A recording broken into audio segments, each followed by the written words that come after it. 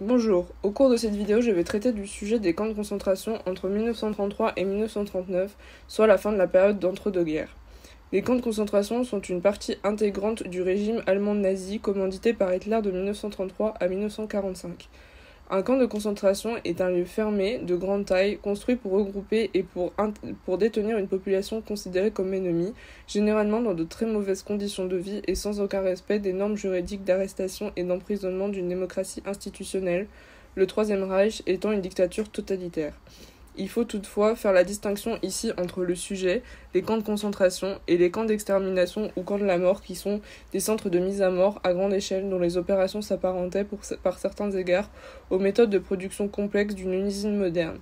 Ici, nous traiterons essentiellement des camps de concentration durant la période énoncée, tout d'abord en nous penchant sur leur mise en place progressive puis leur administration très stricte pour finir par conclure sur leur course vers la Seconde Guerre mondiale. Suite à la nomination d'Hitler au poste de chancelier en janvier 1933, les premiers camps furent créés. La SA ou section d'assaut et la SS escadron de protection et garde d'élite du parti nazi, ainsi que la police et les autorités civiles locales mettent en place des camps de détention prévus pour les opposants politiques réels ou supposés. Ces camps de détention, comme vous l'aurez compris, sont en quelque sorte les ancêtres des camps de concentration. Ils furent établis petit à petit par les autorités allemandes au fur et à mesure des arrestations, en quelque sorte en suivant les besoins de place nécessaires à la détention de ses opposants. Les SS mettent alors en place des camps de plus grande envergure qui deviendront pour une partie des camps de concentration. Le camp de Oranienburg au nord de Berlin, à Esterwegen près de Hambourg et celui de Dachau au nord-ouest de Munich ou encore celui de Lichtenburg en Saxe sont les premiers camps à voir le jour. Au début, ces camps étaient improvisés et pas autant organisés que ceux qui vont voir le jour plus tard. Et nous pourrons notamment citer le camp d'Ostenmusten, près de Brême, en Allemagne, qui était un camp de concentration sur un bateau. Un ordre d'importance commence cependant à se mettre petit à petit en place. Seuls les prisonniers faisant l'objet d'enquêtes de la Gestapo, la police d'État secrète, sont détenus à Berlin, même dans le camp de Columbia House, en service jusqu'en 1936. Une organisation commence petit à petit à se mettre en place, mais menant à l'un des systèmes les plus horribles de la Seconde Guerre mondiale. Cela commença petit à petit d'abord par la centralisation du système de concentration.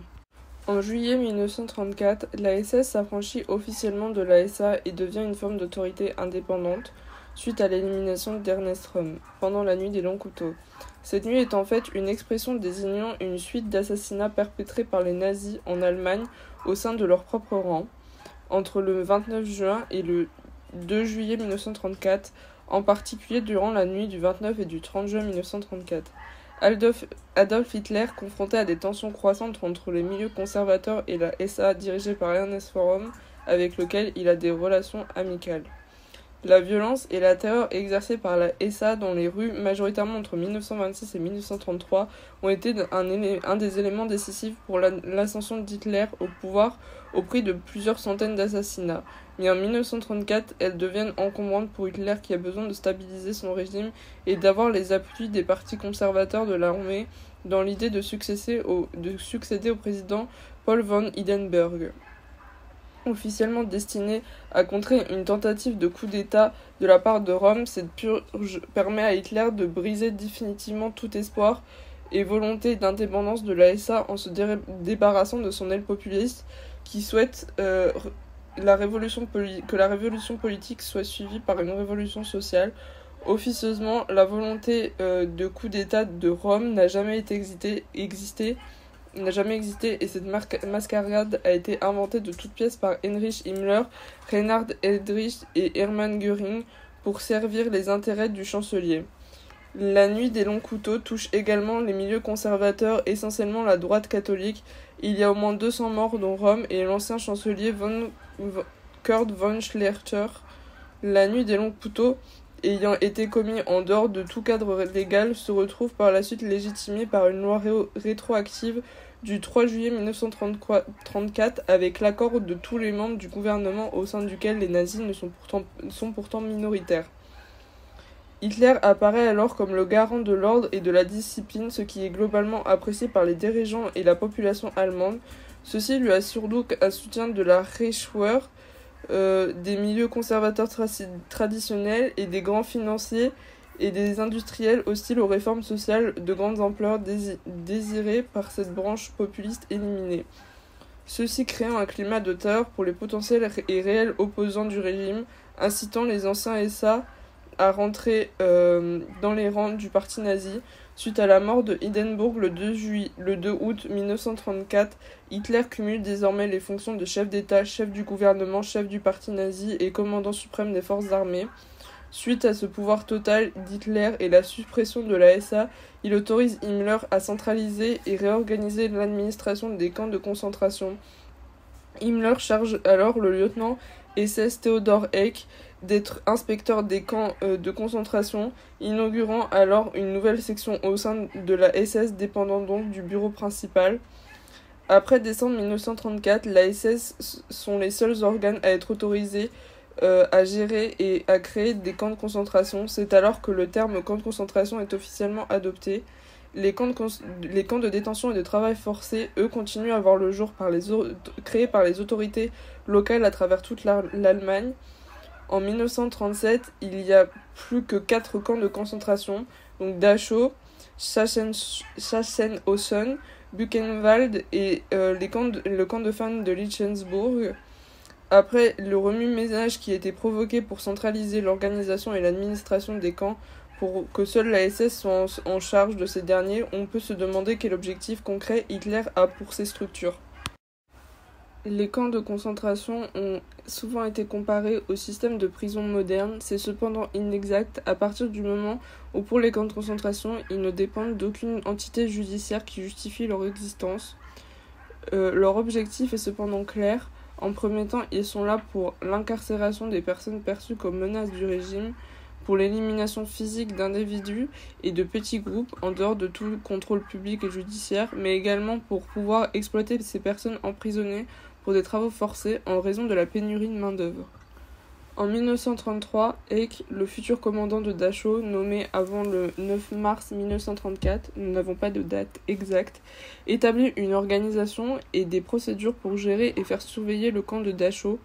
Il met en place des règlements pour les missions des gardiens et pour le traitement des prisonniers. Ces mises au point faites à Dachau par Eck en 1933 et en 1934 servent par la suite de modèle au nouveau système concentrationnaire nazi, comme le dit Nils Weiss dans son livre Eck. En peu de temps, Theodor Eck développa au camp de concentration de Dachau une forme spécifique de domination qui permettait de centraliser et systématiser la terreur. Cette organisation, qui servirait plus tard de modèle à l'ensemble des camps de concentration, est communément appelée aujourd'hui le modèle de Dachau. La spécificité du camp de Dachau est dans son opposition au modèle développé au même moment dans les camps de Lems, qui sont des camps s'exerçant sous une double tutelle, celle d'un commandant SS responsable des gardiens et celle d'une direction civile relevant du ministère de l'Intérieur allemand, afin justement d'éviter une possible intervention d'office judiciaire ou civil. Eck développe un arsenal disciplinaire, soit les règlements précédemment cités, donnant une apparence légale à son projet. Il coupe également le camp du monde extérieur, il introduit le travail forcé pour les détenus, il organise surtout les SS en structure de commandement local et distincte du camp, introduisant en même temps le système des capots, soit des prisonniers de droit commun particulièrement violents et ou rusés, chargés d'encadrer les prisonniers. Autrement dit, de l'administration des détenus par des détenus eux-mêmes. Cette organisation facilitera à la fin de la Seconde Guerre mondiale la défense et le dédouanement des membres de la SS Totenkopfverbände, qui indiqueront avoir seulement été responsables de la surveillance extérieure des camps et de ne pas s'être mêlés du fonctionnement interne de ces derniers. Dachau devient donc un modèle d'organisation pour les camps de concentration, au point où Eck formera les futurs commandants de camps, notamment Rudolf Höss, qui deviendra par la suite le commandant du camp de concentration et d'extermination d'Auschwitz.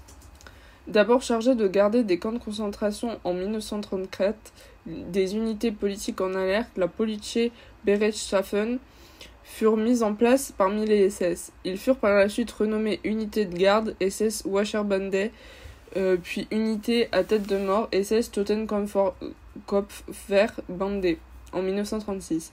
L'unité à tête de mort, en abrégé SSTV, était des unités SS chargées, comme dit précédemment, de la gestion des camps de concentration en Allemagne nazie avant et pendant la Seconde Guerre mondiale.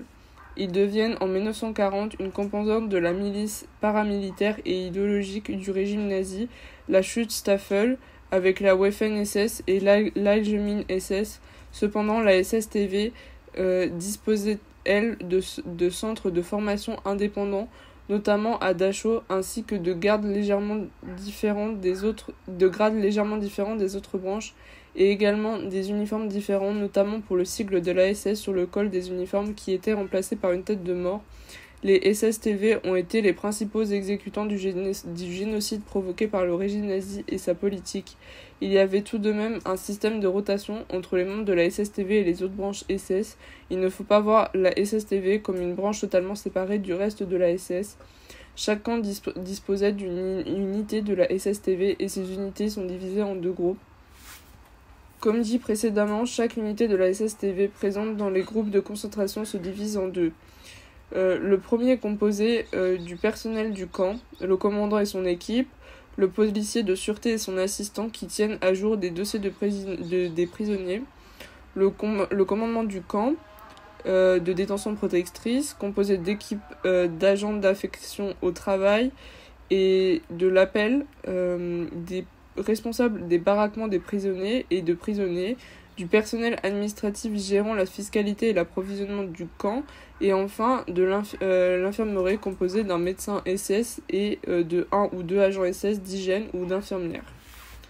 Le deuxième groupe, quant à lui, est composé seulement du détachement de garde SS Watchbataillon qui faisait la taille d'un bataillon avant 1939. Ce modèle, créé par Eck au milieu des années 1930, sera le modèle caractéristique du système concentrationnaire jusqu'en 1945, soit la fin de la Seconde Guerre mondiale et la chute du régime nazi. La routine Dachau, dans sa méthode de répression, les tâches de son personnel, l'accumulation SS et gardien devient la norme pour tous les camps de concentration allemands.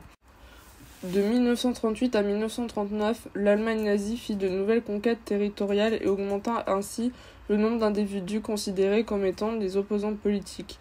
Ainsi, à l'annexion de la Pologne en septembre 1939, événement déclarant le début de la Seconde Guerre mondiale, 6 camps de concentration existaient. Dachau datant de 1933, Sachsenhausen datant de 1936, Buchenwald datant de 1937, Flossenbürg et Mauthausen datant de 1938 et le camp pour femmes de Ravensbrück datant de 1939.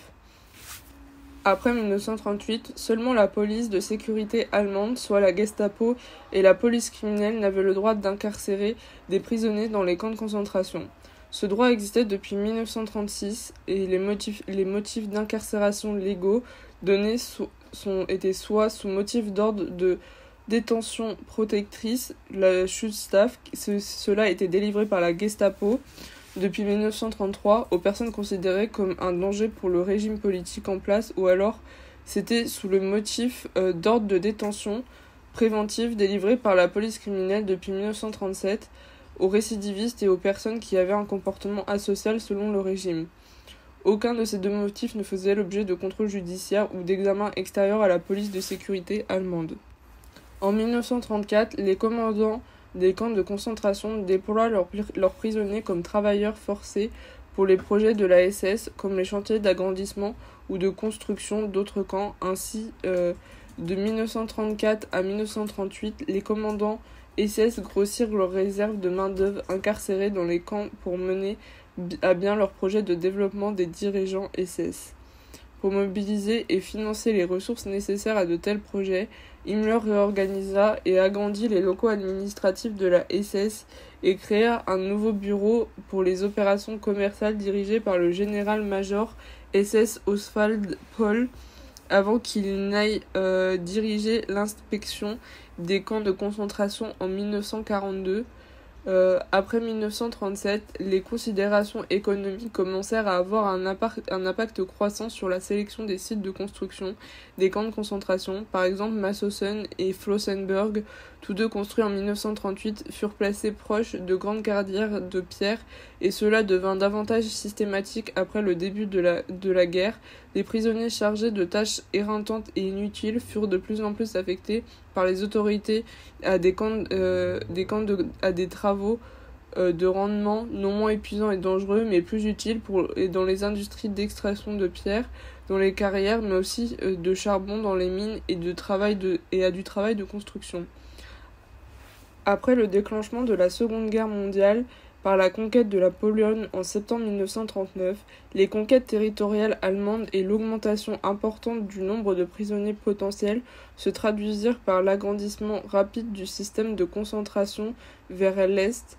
Les camps ne demeurent pas moins des lieux de détention pour les ennemis politiques. Le climat d'urgence nationale provoqué par le conflit permet cependant à la SS d'étendre leurs fonctions.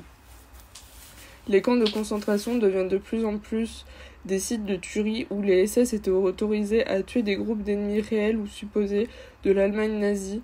Rapidement, les réserves et les besoins de manœuvre augmentèrent aussi de façon considérable, faisant davantage placer d'attentes en eux pour l'extension des locaux SS et par la suite même pour la production du matériel militaire pour l'effort de guerre allemand.